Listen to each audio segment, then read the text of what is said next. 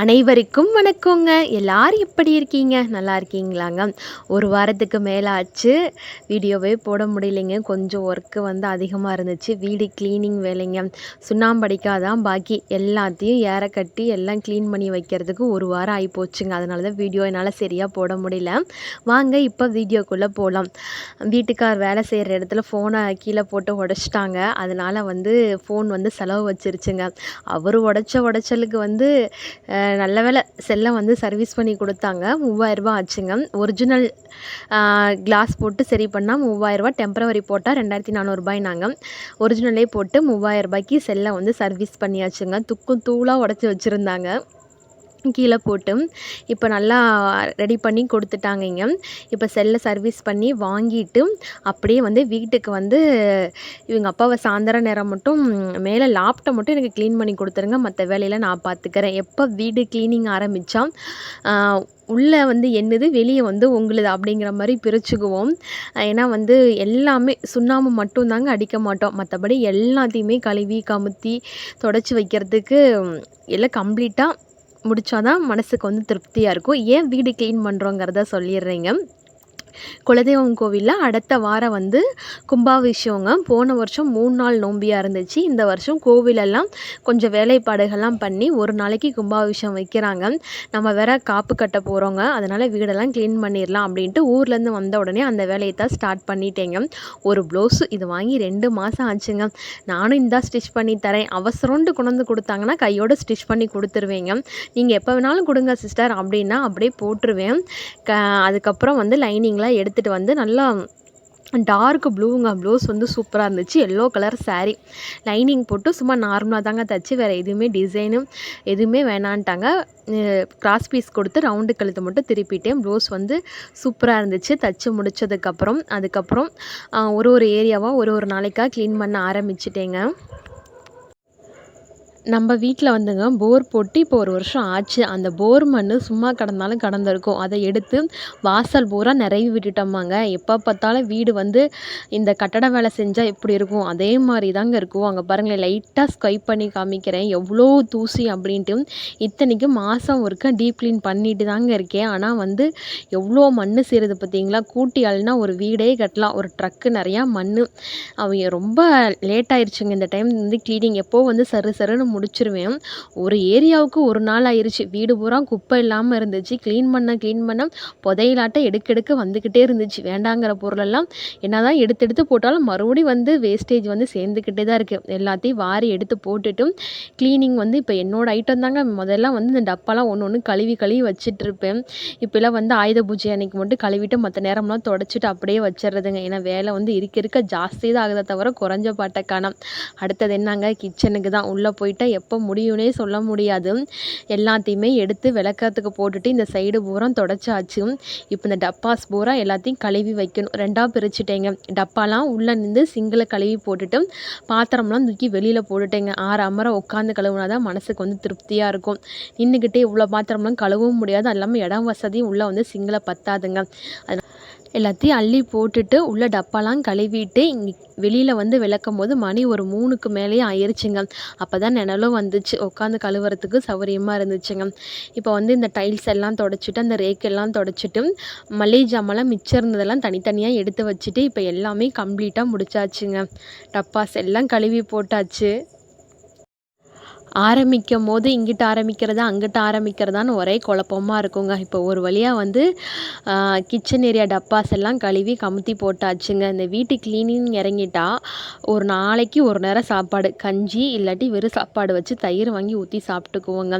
ஏன்னா நம்ம சமையல் வேலையை பார்த்துட்டு இருந்தால் வீடு க்ளீனிங் வந்து நடக்கவே நடக்காது. அதனால் ஏதாவது ஒரு வேலையை தான் பார்க்க முடியுங்கிறனால சமையலுக்கெல்லாம் லீவ் விட்டுட்டு வீட்டு வேலையை முடித்தா போதும் அக்கடான்னு இருக்குங்கிறனால கையோட ஃப்ரிட்ஜு வந்து இப்போ அப்பப்போ வாரம் க்ளீன் பண்ணிடுறனால ரொம்ப ஃப்ரிட்ஜில் வேலை இழுக்கலைங்க. ஈர துணி மட்டும் வச்சு தொடச்சிட்டு கம்ப்ளீட்டாக முடிச்சிட்டேங்க. இப்போ வந்து பாத்திரம் மட்டும்தான் பெண்டிங் இருக்குது. அதையும் கம்ப்ளீட்டாக எல்லாம் விலக்கி கட்டிலில் கமுத்திட்டு நானும் ஃப்ரெஷ்ஷாக போய் ஒரு குழியில் போட்டாச்சுங்க. இன்னும் வீட்டு வேலை முடியல. என்ன சாமி ரூம்லாம் இருக்குது, வெளியில் ஏரியாலாம் இருக்குங்க. அன்னைக்கு வந்து அந்த டேயில் வந்து அந்த வேலை தாங்க கம்ப்ளீட் ஆச்சு. அப்போ பாத்திரத்தெல்லாம் வெளியிலேயே நல்லா ட்ரை பண்ண விட்டாச்சுங்க. சின்ன பாத்திரம்லாம் கூடையில் போட்டுட்டு பெரிய பாத்திரத்தை பூரா எல்லாம் கமுத்தி வச்சாச்சு. அப்புறம் ஒரு பாப்பா டாப் மட்டும் அக்கா அடிச்சு கொடுங்கக்கா, காலைக்கு ஹாஸ்டல் கிளம்பிடுவேன் அப்படின்னு சொன்னாங்க. கொஞ்சம் சலுப்பாக தான் இருந்துச்சு. சரி காலைக்கு அந்த பொண்ணு வேறு கிளம்புறேன்ட்டாங்களா, சரி நைட்டே அடித்து கொடுத்துருவோம் அப்படின்ட்டு கடகடன்ட்டு அந்த ஒரு டாப்ஸை மட்டும் ரெடி பண்ணி கொடுத்தாச்சுங்க. அப்புறம் ஹஸ்பண்ட் வேலைக்கு போயிட்டு சாயந்தரம் போல் வந்திருந்தாருங்க. நானும் அவர் வந்து பழனி தாங்க கிளம்பிட்டோம். தங்கச்சி பொண்ணு வந்து ஏஜ் அட்டன் பண்ணிட்டாங்க. இங்கே 5 நாளைக்கு மேலே ஆச்சு. வீட்டில் வந்து திரட்டி மாதிரி வச்சுருந்தாங்க. சரின்ட்டு சித்தி இருந்துக்கிட்டு, பாப்பா நீயே எனக்கு வந்து செய்முறைக்கு பாத்திரம் எடுத்துகிட்டு வந்துருன்னு சொன்னாங்க. அப்புறம் நான் வந்து ஒரு பாப்பாவுக்கு வந்து ட்ரெஸ் எடுக்கலாம் அப்படிங்கிறனால 2ம் பிளான் பண்ணிவிட்டு வீட்டு வேலையெல்லாம் முடிச்சுட்டு சாயந்தரம் போல் அவங்க வேலை விட்டு வந்த உடனே பழனி தாங்க கிளம்பியிருந்தோம். நேராக வந்து பாத்திர கடைக்கு தான் வந்தோம். பித்தளையில் வாங்கி ஏதோ ஒன்று வைக்கலாம் அப்படின்ட்டு நான் வந்து ஒரு 1000 ரூபாய்க்குள்ளே ஒரு பித்தளை பாத்திரம் பார்த்து வாங்கிடலான்ட்டு பார்த்தேன். கடைசியில் பார்த்தா 1000 ரூபாய்க்குள்ள சொம்பு சைஸில் தான் எடுத்து காமிச்சாங்க. இப்போ இவர் கையில் வச்சுருக்காரு பார்த்தீங்களா, இது வந்து 1450 ரூபா, குறைச்சி 400 ரூபா 1400 ரூபாய் கிட்ட போட்டு கொடுத்தாங்க. பாத்திரம் வந்து நல்லா கனமாகவும் வெயிட்டாகவும் இருந்துச்சுங்க. பார்த்தோம் இது வந்து நம்ம பட்ஜெட்டுக்குள்ளேயும் வந்துச்சு. அது இல்லாமல் பித்தளை பாத்திரம் பார்க்கவும் அழகாக இருந்துச்சு.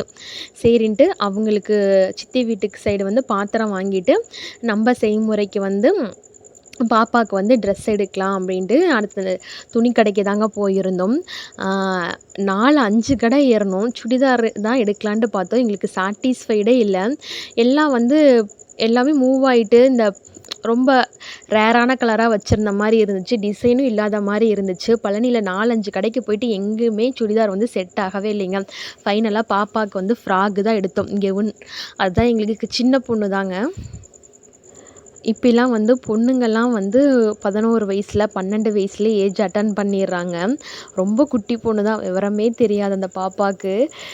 சரின்ட்டு சுடிதார்லாம் எடுக்க வேண்டாம், புடவையும் எடுக்க வேண்டாம், ஃப்ராக் மாதிரி எடுத்துக்கலாம் அப்படிங்கிறனால நானும் வந்து வச்சு பார்த்துட்டு இருந்தேன். எதுலேயுமே சாட்டிஸ்ஃபைடே இல்லை. கடைசியாக ஒன்று காமிச்சிருப்பேன் பாருங்கள், ரெட் கலர் நல்லா ஃபஃப்னு அந்த ஃப்ராக் தான் வந்து கடைசியில் ஃபைனல் ஆச்சுங்க. தங்கச்சி பொண்ணு தாங்க ஏஜ் அட்டன் பண்ணிட்டாங்க. தங்கச்சி பொண்ணுனா சின்ன அம்மாச்சியோட பேத்தி, அவங்களோட பொண்ணு தாங்க. இப்போ வந்து எங்கள் அம்மாச்சியோட அவங்க தங்கச்சி தான் சின்ன அம்மாச்சி நாங்கள் கூப்பிடுவோம். அவங்க ஈரோட்டில் இருக்காங்க. அவங்களோட பேத்தியோட பொண்ணு தான் வந்து வயசுக்கு வந்துட்டாங்க. லாஸ்ட்டாக வந்து என் தங்கச்சி கல்யாணத்துக்கு போனதுங்க. அதுக்கப்புறம் தங்கச்சி பொண்ணு ஏஜ் அட்டன் பண்ணதுக்கு தான் இப்போ நான் திரும்ப போகிறேன்.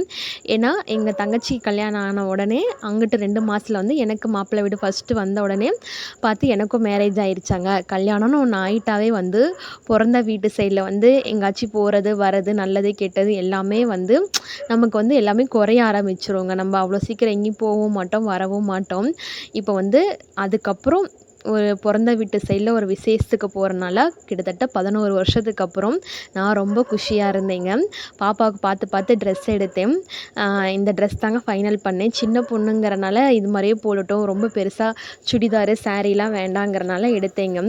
கிட்டத்தட்ட எல்லோரும் பெரியம்மா பொண்ணு சித்தி பொண்ணுலாம் நல்லா பேச்சுவார்த்தையில் இருப்பாங்க.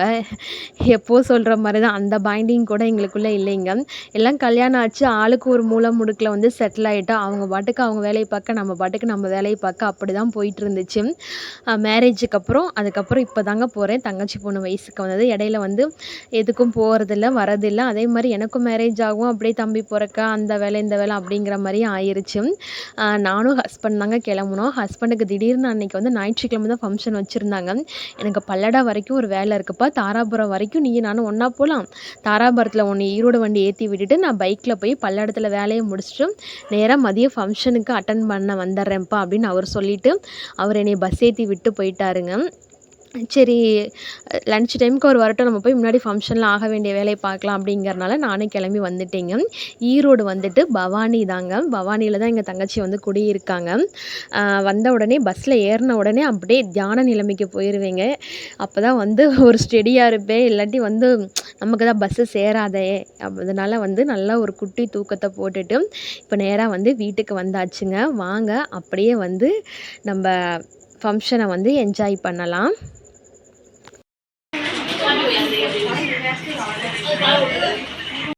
வீடியோடா ஆமா இது இதுக்கு அது பேர் இதுக்கு போடுறது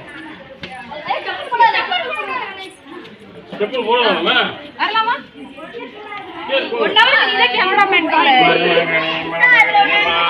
ஹாய் பாய்.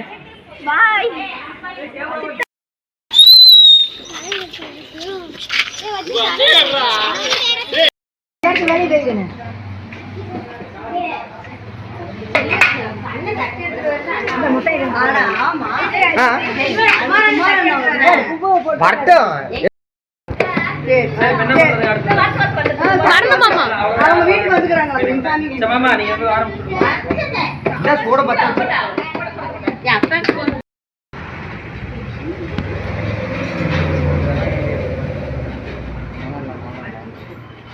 இன்னொரு போட்டீங்களா? போட்டு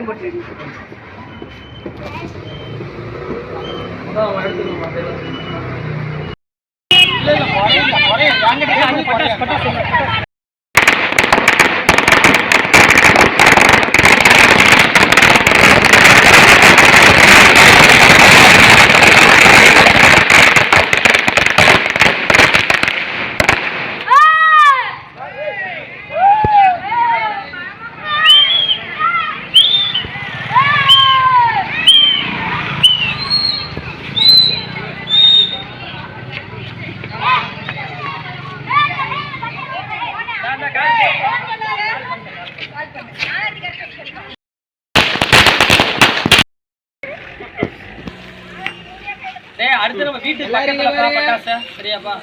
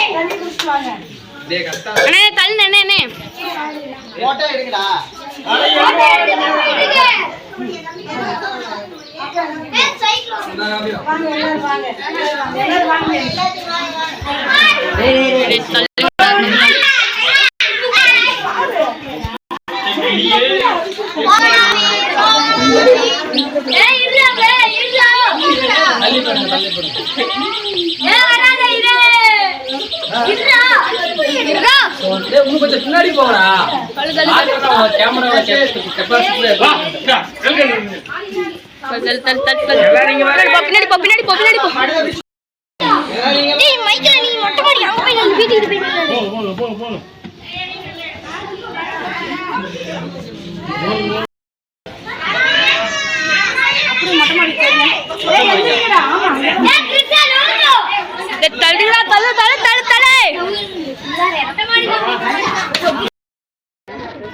மஞ்சு நான் என் மாப்பிளையும் வந்து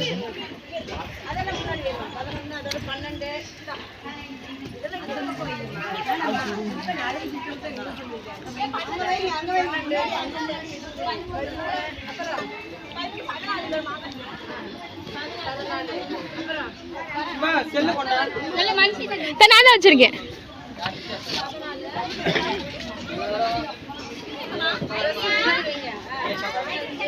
கொண்டாடா கொண்டாடா. ஏன்டா என்ன ஒரு மார்க்குமா இருக்க?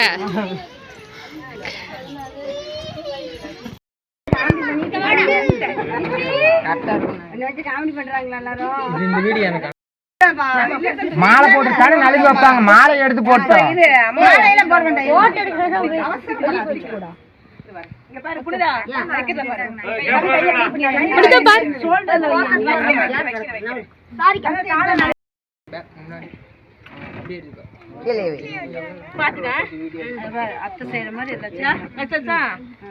இப்ப மேல இருந்து எப்படி இறக்கிட்டோம் முதல்ல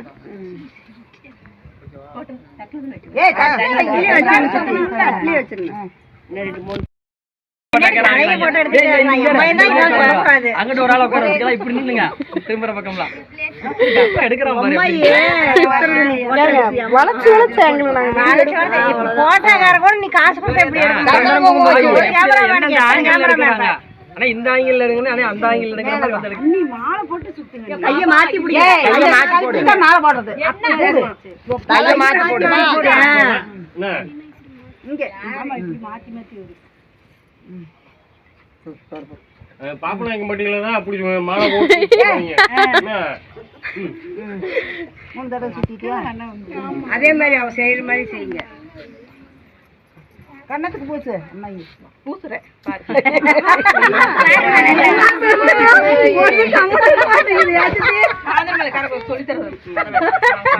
நாங்களும் பேர எடுக்க போறோம்.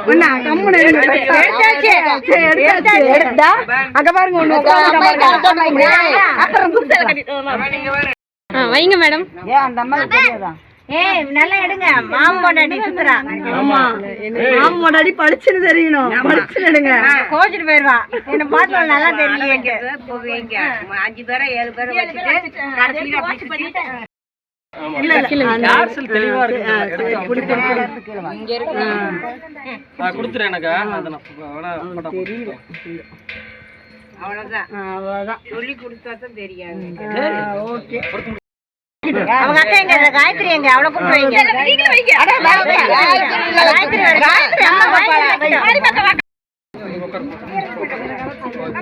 காயத்ரி எங்க நேரா நியூஸ் பார்த்து பொட்டு வச்சுதான் போடுவாங்க. நேரம் நிமிர்ந்து நின்று மாட்டல்ல போடல. லவனி பாரு கும்பிடு. ஒரு ஆள் தெளிவா எடுத்தா போதும். எல்லாமே அதான் உட்காரட்டும். கொஞ்சம் குறுக்க எல்லாம் வயசானவங்க உட்காருங்க. அவங்க பெரியவங்களா உட்காரட்டும். கீழே உட்காருங்க. சேர்ல உட்காரட்டும். அம்மா நீ கொஞ்சம் இப்படி தள்ளிக்குமா, பாப்பா மூஞ்சி தெரியல. கண்ணே அப்படி வச்சுட்டீங்க பாரு சாமி. இங்க பாரு அப்படியே ஒரு போட்டோ வச்சுட்டு பாரு. நல்லா 3 விரல்ல எடுத்து நல்லா பாரு பாரு தேத்தில வச்சு பாருங்க. ரெண்டு பேருமே சேர்ந்து பாருங்க. போட்டோ எடுங்க. போட்டோ எடுத்து வீடியோ எடுக்க போட்டோ எடுத்துரு. சரி அப்படியே கை வைங்க 2 பேரும். 3 பேர் போட்டோ எடுத்துட்டேன். சரி ஓகே. மாலை போடுறது தான் அண்ணாங்க. அதுக்கப்புறம் பக்கத்தில் நிற்கிறாங்க பார்த்தீங்களா, அந்த சைடு அது வந்து அண்ணி. இங்கிட்டு வந்து ஸ்கை ப்ளூ கலரில் புடவை கட்டியிருக்கிறதா வந்து அம்மாங்க. ரொம்ப நாள் ஆச்சு இவங்கெல்லாம் வீடியோவில் வந்து என்ட்ராகி. நம்ம புது உறவுகளுக்கு தெரியாதனால அண்ணாவும் அண்ணியும் வந்து அறிமுகப்படுத்திக்கிறேங்க. மாலை போட்ட முடிச்சாச்சு. அதுக்கப்புறம் வந்துங்க பக்கத்தில் கோவிலில் போய் தட்டெல்லாம் வச்சு பட்டாசெல்லாம் வெடித்து ஏகபோகமாக சூப்பராக வீட்டுக்கு வந்து திரட்டி பண்ண ஆரம்பித்தாச்சுங்க. ஒரு பொண்ணுக்கு பிறந்த வீட்டு சொந்தங்கிறது அந்த பொண்ணுக்கு கல்யாணம் ஆகாத வரைக்கும் எங்கே வேணாலும் போய்க்கலாம் வந்துக்கலாம். கல்யாணம் ஒன்று ஆச்சுன்னா எந்த திசையில் எந்த உறவுகள் இருக்குது அப்படிங்கிற மாதிரி தெரியாது. அப்படி தாங்க எனக்கும் இருந்துச்சு. கிட்டத்தட்ட என்னோடய மேரேஜ் ஆகி அதுக்கப்புறம் எங்கள் அம்மா வீட்டு சைடு நான் வந்த ஃபங்க்ஷன் ஃபஸ்ட்டு இதுன்னு கூட வச்சுக்கலாங்க. க்ரீன் கலர் சாரீ கட்டி ஒரு பொண்ணு நிற்கிறாங்க பார்த்தீங்களா, அதுதான் வந்து என்னோடய ஃபஸ்ட்டு தங்கச்சி. 2வது தங்கச்சி பொண்ணுக்கு தான் இப்போ ஃபங்க்ஷன் வந்து நடந்துகிட்டு இருக்குதுங்க. முதல் தங்கச்சிக்கு வந்து 2மே பசங்க, வஜ்ஜுக்குட்டியோட மூத்த பசங்க அவங்கெல்லாம். ஏன்னா இவங்க எல்லாத்துக்கும் கல்யாணம் ஆனதுக்கப்புறம் தான் எனக்கு கல்யாணம் ஆச்சுங்க. கிட்டத்தட்ட 10 வருஷத்துக்கு அப்புறம் இப்போ நான் கலந்துக்கிற மொதல் ஃபங்க்ஷன் வந்து இதுதாங்க. ரொம்பவே மனசுக்கு நிறைவாகவும் சந்தோஷமாகவும் இருந்துச்சுங்க. Purple colour green colour border வச்சு புடவை கட்டியிருக்காங்க பார்த்தீங்களா, அதாங்க என்னோடய 2வது சின்ன தங்கச்சி. தங்கச்சியோட மாமியாக தான் இந்த சைடு நிற்கிறவங்க. இங்கிட்ட வந்து எங்கள் சித்திங்க பாத்திரம் எடுத்துகிட்டு வந்ததை வச்சு கொடுத்துட்ருக்காங்க. இது வந்து ஆச்சிங்க, நம்ம நிறையா வீடியோவில் பார்த்துருப்போம். எங்கள் சின்ன மச்சி அவங்க படி ஏற முடியலன்ட்டு அவங்க கீழேயே இருந்துட்டாங்க. எல்லாம் பாப்பாவுக்கு வச்சு கொடுக்கவும் ரொம்ப சந்தோஷமாக ஹாப்பியாக இருந்துச்சு. ரொம்ப குட்டி பொண்ணு. அனைவரும் ஒரே இடத்துல பார்க்கவும் ரொம்ப சந்தோஷமாக ஃபங்க்ஷனே வந்து ரொம்ப சூப்பராக மனசுக்கு மன நிறைவாக இருந்துச்சுங்க. அதுக்கப்புறம் திரட்டிலாம் முடிச்சுட்டு கீழே வந்ததுக்கப்புறம் எல்லோரும் உட்காந்து அந்த ஸ்வீட்டெல்லாம் சாப்பிட்டு இருந்தோம். அதுக்கப்புறம் வந்துங்க சமையல் வந்து அம்மாச்சி தாங்க. கிட்டத்தட்ட ஒரு 100 பேர் வந்திருந்தாங்க. என்னென்ன மெனுன்னு சொல்லிக்கிறேங்க. சாம்பார், புளிக்குழம்பு, ரசம், மோர், அதுக்கப்புறம் ஒரு கூட்டு, ஒரு பொரியல், அப்பளம், பருப்பு வடை, பாயாசம் எல்லாம் வச்சுருந்தாங்க. இப்போ வரைக்குமே எந்த சைடு ஃபங்க்ஷனாக இருந்தாலும் அம்மாச்சி தாங்க சமையல் பண்ணுவாங்க. கூட அம்மா ஹெல்ப் பண்ணுவாங்க. 100, 200 பேருக்கா இருந்தாலுமே சமைச்சிருவாங்க. இப்போவும் 1, 2 சமையல் வேலைக்குலாம் அம்மாச்சி போயிட்டுருக்காங்க. இப்போவும் சூப்பராக சமையல்லாம் பண்ணுவாங்க. இது வந்து கூடுதுறை ஆறுங்க. பெரிய ஆறு வந்து அந்த சைடு இருக்குது. இது வந்து சின்ன ஆறுங்க. பக்கத்தில் அண்ணன் வீடு ரூம் போட்டிருந்தாங்களா, அப்படியே ரூமை பார்த்துட்டு அப்படியே ஆற்றுல வந்து தண்ணி கம்மியாக தான் போச்சு. அவங்க அப்பாவும் பல்லடத்தில் வேலை முடிச்சுட்டு வந்து எங்களை வந்து பிக்கப் பண்ணிக்கிட்டாருங்க. அப்புறம் நேராக விசேஷ வீட்டுக்கு போயிட்டு பார்த்துட்டு அங்கேருந்து நாங்கள் அப்படியே கிளம்பியாச்சுங்க.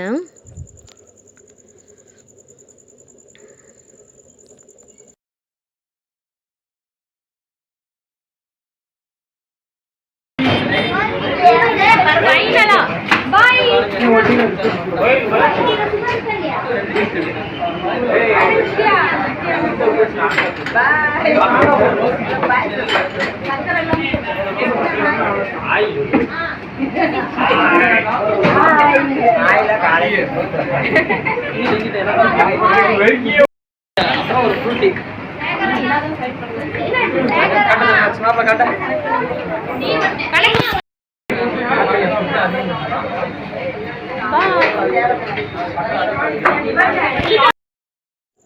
ரொம்ப வருஷத்துக்கு அப்புறம் எல்லாம் ஒன்றா மீட் பண்ணிவிட்டு அண்ணன் வீடு, அக்கா வீடு, அம்மா வீடு, தங்கச்சி வீடு, பெரியம்மா வீடு அப்படிங்கிற மாதிரி சித்தி வீடு எல்லாம் ஒரு ஸ்ட்ராங்காக ஒரு டீயை சாப்பிட்டு முடிச்சுட்டு எல்லோரும் ஆளுக்கு ஒரு பக்கம் கிளம்பியாச்சுங்க. நாங்களும் ஈரோட்லேருந்து பழனி கிளம்பியாச்சு. கிட்டத்தட்ட 4 ஹவர்ஸு. 10 மணிக்கு தான் வீட்டுக்கு வந்தோம். ஒரே டயர்டு. அவங்க அப்பா கோயம்புத்தூர்லாம் வேறு வண்டியிலேயே போயிட்டு வரவும் அப்படியே பைபாஸை பார்த்து ஒரு ஏரியாவில் அப்படியே ஒரு 1/2 அன் ஹவர் ரெஸ்ட் எடுத்துகிட்டு அதுக்கப்புறம் தாங்க வீட்டுக்கு கிளம்பணும். ஓகேங்க, இந்த வீடியோ உங்களுக்கு பிடிச்சிருந்தா மறக்காமல் லைக், ஷேர், சப்ஸ்கிரைப், கமெண்ட் பண்ணுங்கள். வீடியோ பொறுமையாக பார்த்த அனைவருக்கும் என் மனமார்ந்த நன்றிகள்.